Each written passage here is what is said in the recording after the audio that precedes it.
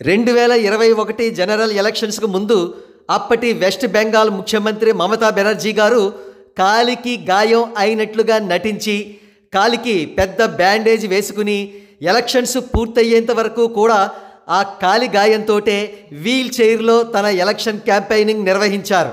కాగా ఎలక్షన్స్ పూర్తయిన మరుక్షణం చెంగు చెంగున లేడి పిల్లలా నడుచుకుంటూ చకచకా తిరిగేశారు మమతా బెనర్జీ. దానితో ఆవిడ బ్రహ్మాండమైన నటన చేసిందని ప్రజలందరికీ అర్థమైంది. కానీ సుఖం ఏముంది, ఆవిడని మంచి మెజారిటీతో గెలిపించారు, మళ్ళీ సీఎంని చేశారు. కాగా 2019 జనరల్ ఎలక్షన్స్లోనే కోడికత్తి డ్రామా ఆడిన జగన్ రెడ్డి ప్రస్తుతం గులకరాయి డ్రామా ఆడుతూ నుదుటికి చిన్న గాయం ఏర్పరచుకుని బ్యాండేజ్ వేసుకుని తిరుగుతున్నాడు జగన్ రెడ్డి.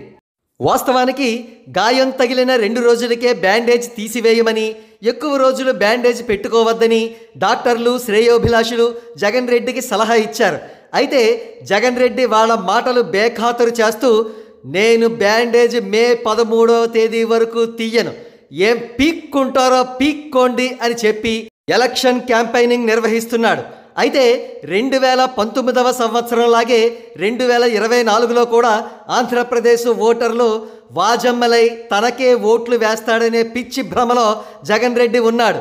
కానీ ఈసారి మాత్రం ప్రజలు బాగా తెలివి మీరిపోయారు. ఎన్నో రకాలుగా బ్యాండేజ్ పెట్టుకున్న జగన్ రెడ్డిని ట్రోల్ చేస్తున్నారు. పరిస్థితి చూస్తుంటే జగన్ రెడ్డి బ్యాండేజ్ డ్రామా పూర్తిగా వికటించేలా ఉంది.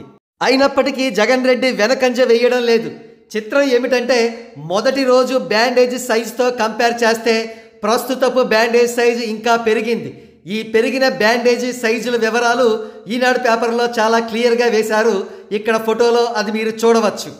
ఈ దెబ్బతో జగన్ రెడ్డి ట్రోలర్స్కి మంచి స్టఫ్గా మారిపోయాడు.